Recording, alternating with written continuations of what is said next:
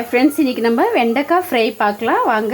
இதுக்கு வெண்டைக்காய் சின்ன சின்னதாக கட் பண்ணி வச்சுருக்கேன். கறிவேப்பிலை, உளுந்தம்பருப்பு, கடலப்பருப்பு, சீரகம், கொஞ்சம் வெந்தயம் தாளிக்கலாம். வாங்க ஃப்ரெண்ட்ஸ் இப்போ எப்படி பண்ணுறதுன்னு பார்க்கலாம். கடாயை ஹீட் ஆன உடனே எண்ணெய் விட்டுக்கலாம். காஞ்ச உடனே உளுந்தம்பருப்பு, கடலப்பருப்பு எல்லாம் ஆட் பண்ணிக்கலாம். இப்போ இது நல்லா மிக்ஸ் பண்ணி விட்டுட்டு கறிவேப்பிலை ஆட் பண்ணிக்கலாம். கறிவேப்பிலை ஆட் பண்ணியாச்சு. விட்டுடுச்சு. இப்போ மஞ்சள் தூள், கொஞ்சம் உப்பு, மிளகாய் பொடி ஆட் பண்ணிக்கலாம். இது மூணும் நம்ம நல்லா ஆட் பண்ணி மிக்ஸ் பண்ணிவிட்டு